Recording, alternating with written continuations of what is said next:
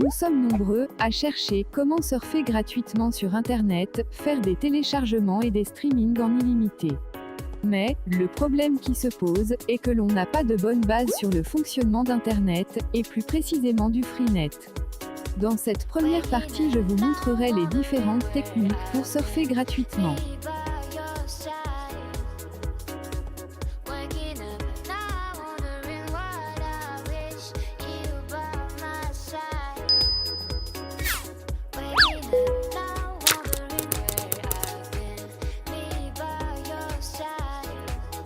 Il existe deux façons de surfer gratuitement. De façon légale, et de façon illégale. Pour surfer gratuitement, de façon légale, on utilise les techniques suivantes. 1. Utilisation des VPN. 2. Utilisation du Free Basic de Facebook présent chez l'opérateur MTN. 3. Utilisation des pages gratuites, généralement laissées ouvertes par votre FAI, comme Kproxy ou Wikipédia. 4. Utilisation d'un réseau Wi-Fi ouvert au grand public. Surfer illégalement est un délit, puni par la loi. Et, ceux qui le font utilisent les techniques suivantes. 1. Piratage de réseau Wi-Fi. 2. Détournement d'une offre de l'opérateur afin de se faire envoyer des gigadata.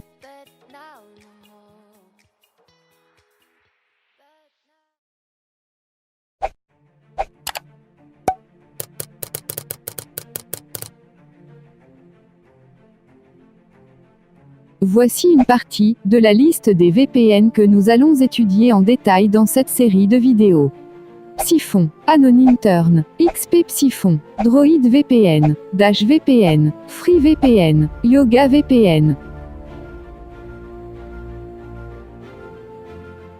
Avant de vous montrer comment surfer gratuitement avec un VPN, passons d'abord à sa présentation générale.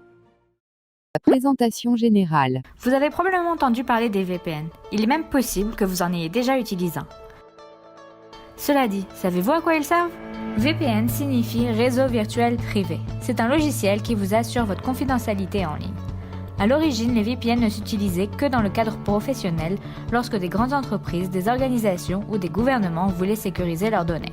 Comme les gens travaillaient à distance et avaient besoin de se connecter à Internet, il fallait que les entreprises leur fournissent une connexion sécurisée, sans quoi elles auraient été à la merci de piratage ou autres pertes de données.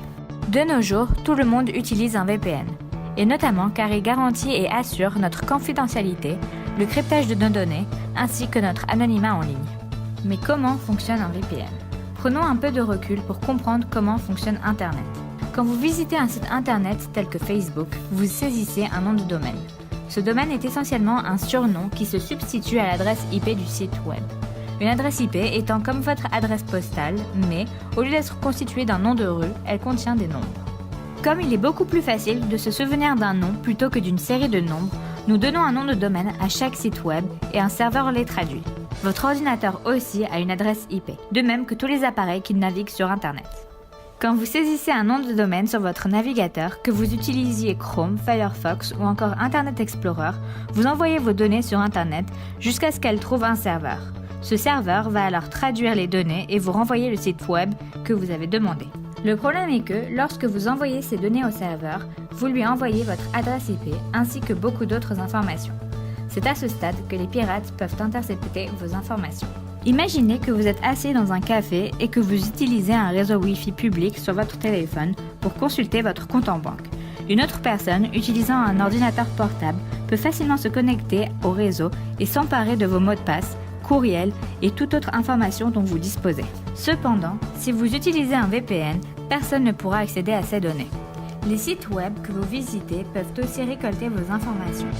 Mais quand ils le font, c'est en général pour étudier leur segment démographique.